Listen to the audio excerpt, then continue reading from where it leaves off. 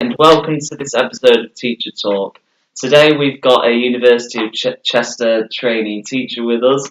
We're going to be discussing about dialogic learning within teaching. So, Jennifer, welcome. Hi Alex, you okay? What is dialogic learning? Can you define it for me? Well, according to Peace, it's the value of talk within the classroom and it being the centre of the process of learning. It's been around for a long time, and it's been used as a means of empowerment, which is a more recent discovery.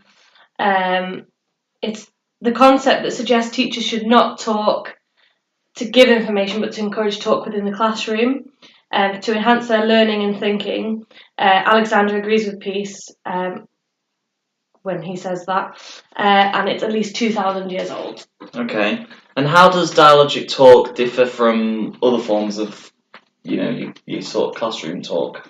Well, it uses a lot of cumulative questions and exploratory talk, which Skinner 2010 suggests, whereas questions in the classroom are usually three kind of questions. You've either got your directed, your open, or your closed questions. It also differs from authoritative talk, which is where the teacher kind of stands at the front and goes, "Oh, what do you think about this?" and is kind of leading the pupils. And dialogic talk should not be like that at all, and that's supported by Scott et al. In 2006. Right, okay. So how is the teacher-learner relationship different in dialogic learning then? Well, there's loads of examples, and just a couple are, so normally in a classroom the teacher would kind of dominate the discussion and lead it in a way that they want it to go for the lesson. In this type of learning, it shouldn't be like that. Again, Skinner supported that in 2014.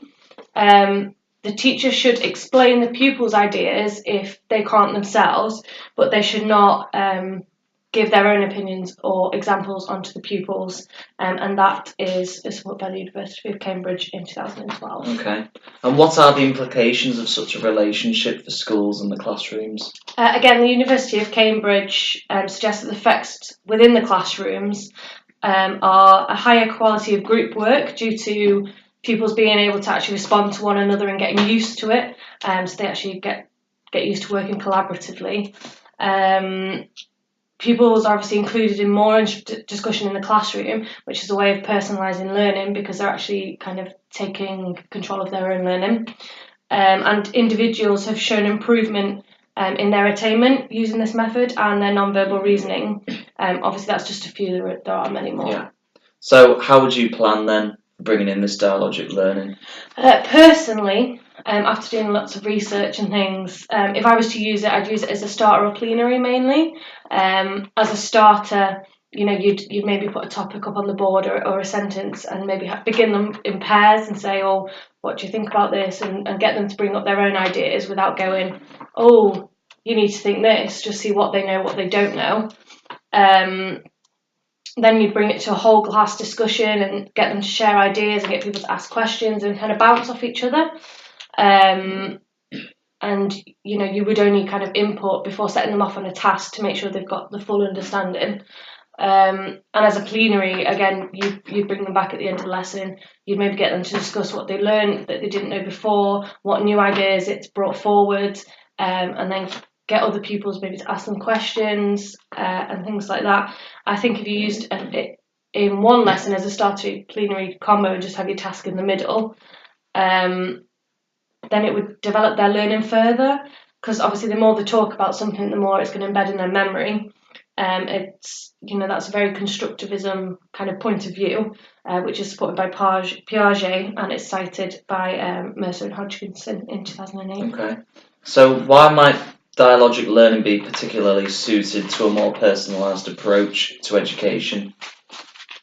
Because getting the pupils to talk among themselves, you can then obviously see what they've learned, what they're not learning, how they learn, what they like to learn, how they pick up information, and you can see where they should go in line with their age expectations. Meaning that myself as a teacher or other teachers can tailor their lessons to suit the pupils' needs, and obviously that way they can pitch an appropriate challenge level. And and obviously that can then lead to developed learning and a higher order of thinking, which can promote creative thinking and imagination. And GAST in 2015 supported that. Okay. Well, thank you very much for taking the time for today, Jennifer. No problem at And I all. hope to speak to you again soon. Me too.